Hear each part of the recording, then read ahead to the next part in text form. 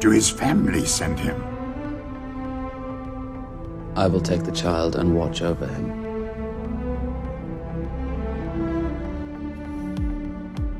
Perhaps it's the rumor that the prequels will be a big focus of this year's Star Wars celebration, or maybe it's Claudia Gray's upcoming Qui-Gon and Kenobi novel, but something is making me think about Obi-Wan Kenobi quite a bit. In this video, I want to talk about the new rumor that the Obi-Wan Kenobi movie is now the Obi-Wan Kenobi streaming show, and why I personally think this would be amazing.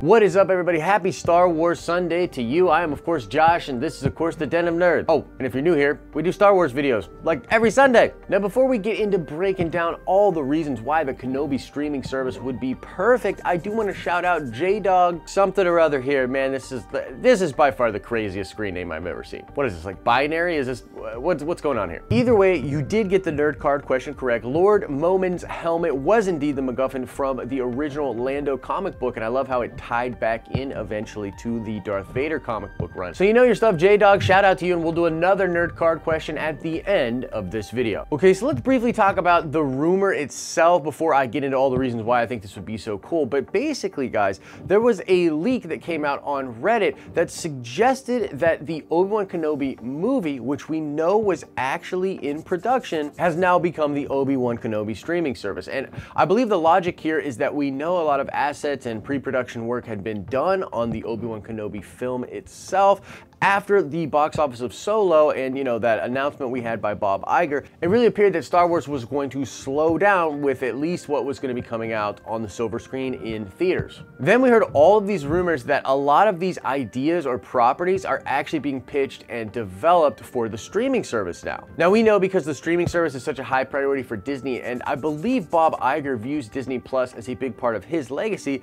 that they're more than willing to spend a lot of money producing shows and content for that service. Star Wars and Marvel are some of the biggest IPs they have, and we know a slew of Marvel properties that are being developed for shows over there, and we got wind that Star Wars and Lucasfilm is developing a ton of shows for that streaming service as well. Right now, what we know is there's going to be a Cassian Andor show, there's of course The Mandalorian, which recently wrapped, and there is the final season of The Clone Wars, which is literally being brought back just to be put being kind of behind a paywall for the Disney streaming service. And so that's where we're at. It's heavily rumored that the Obi-Wan film, which again, we know that they were working on, and we know they stopped working on because of Solo, might actually become a streaming show. So now that we're all on the same page about why the Obi-Wan show might end up happening over on Disney Plus and not being a movie, let me explain why I think this would be absolutely perfect. I spent a lot of time thinking about this idea specifically, and I think it's the perfect fit. It's worth noting that every time we talk about the Obi-Wan movie or what an Obi-Wan movie would look like,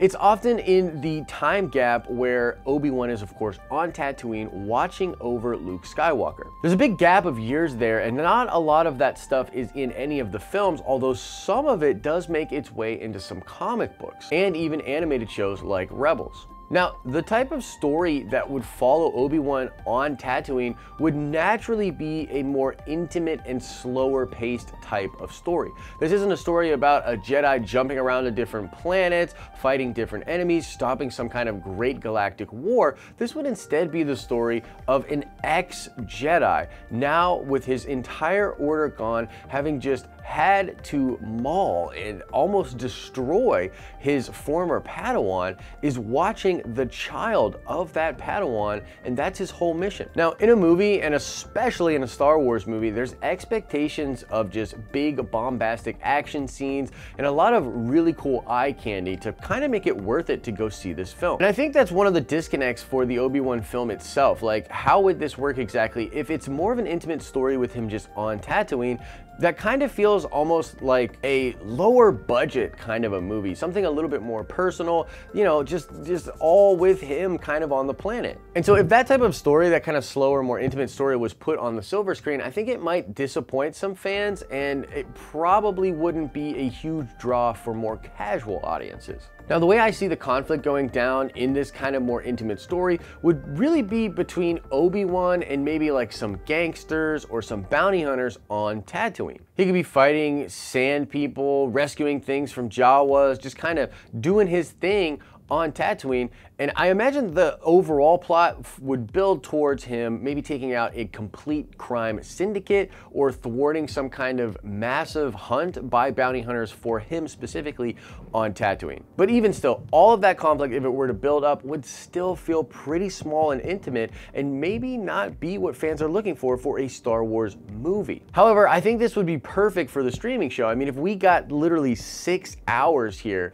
this kind of intimate conflict I think makes more sense. It's more personal, it's more story driven, and there's less of an expectation for crazy space battles and amazingly big fight scenes in this type of a show. So that would probably be like the first reason that I think this show would actually fit perfectly for the type of story they want to tell about Obi-Wan. It's just a pacing thing. Like, it's a longer, more intimate story. I think it just fits better in a show format. Another big reason that I'm liking this idea of an Obi-Wan streaming show more and more is because of the time. I mean, just plain and simple, if we did get an Obi-Wan film and it was just one film, you're looking at maximum 2 hours of time spent with Ewan McGregor and spent with that character. If we get a show that's a streaming show, I think at minimum you're looking at something like 6 hours, and you could be looking at upwards of 12 hours if it went to multiple seasons or if it just went for a long time in its one season. And I want to now list like several types of scenes and conflicts and basically just plots that we could see done in this type of a show. Number one, you get a lot of scenes of Obi-Wan just trying to let go of the Jedi, trying not to be a Jedi and not get pulled into conflicts that he has really no business being in anymore. And he's obviously like a moral dude. And of course, Tatooine is a place where there's a lot of scum and villainy, so there would be constant moments where Obi-Wan Kenobi was tempted to step into a situation and do what was right, but he would also know that that compromises his actual mission. It is not what he should be doing. We've seen this in the comic books where literally Obi-Wan said it was hard to be a Jedi, but it was even harder to not be a Jedi. We would also get a lot of moments of him watching over a young Luke Skywalker. I'm thinking of the Twin Suns episode on Star Wars Rebels and just how nostalgic it was watching Obi-Wan Kenobi look out and see a young Skywalker,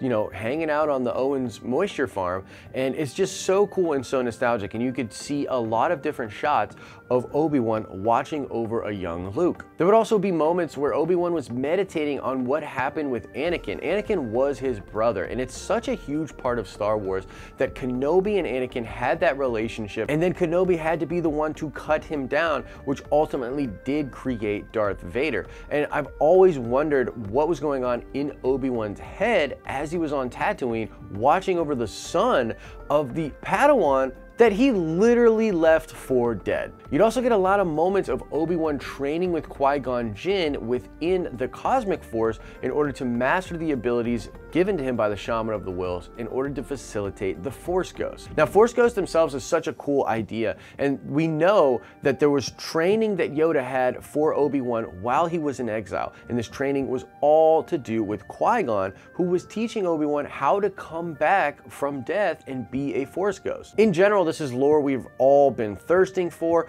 and we all love the Qui-Gon Obi-Wan connection, so it would be really cool to get some Liam Neeson, which you only need voiceover for, and some Obi-Wan Kenobi on Tatooine talking about Force Ghosts and the nature of the Force itself. Now, if this was a film, all of that kind of stuff would get crunched into a 2-hour window, and you'd probably see a lot of it end up on the cutting room floor. I mean, how many different intimate shots can we get of Obi-Wan Kenobi, you know, not wanting to be a Jedi, or him watching over Luke, or him talking to Qui-Gon Jinn? There's just not a lot of real estate in a 2-hour movie. But if you do a streaming show, you have an opportunity to not only do all of these different types of scenes, but to continuously revisit them as threads within your narrative. So overall, that's really it, guys. Like, the reason I think this show would be a perfect fit for the Obi-Wan story, which we know is being developed as a movie, is because of the type of intimate story. You know, you don't need all that craziness and the bombastic space battles. You really want to focus on Obi-Wan, focus on small combats. You know, he does have the lightsaber, so I think that would be really cool to see. But mostly, I think that fits better in the show. And also, the amount of time you have in the show would allow you to visit all these cool types of scenes that we as fans really want out of an Obi-Wan Kenobi story while he's on Tatooine. I mean, there's a reason why fans are so obsessed with this type of a story, why there's been such a push to get this story and to get Ewan McGregor back with a lightsaber in his hand. And I think ultimately we will see this happen. So I wanted to do this video and talk about why I've personally turned my opinion around and why I think it would be absolutely amazing if we got an Obi-Wan Kenobi streaming show. But those are my thoughts on this. I want to know what you are thinking about this. Do you agree that it would be a good fit? Do you disagree and you want it to be a film? Whatever you are thinking, let me know in the comment section below. Now let's check the nerd card before we get out of here. And I want to know, how many years was Obi-Wan Kenobi on Tatooine watching over a young Luke? Answer that question in the comment section below. Thanks for hanging out on this Star Wars Sunday, or if you're watching it later, that's cool too. You guys are amazing. I appreciate all the support. Lots of cool stuff coming to you soon from the Den of Nerds. As I always say, I hope you're having an awesome and nerdy day, and I'll see you in the next video.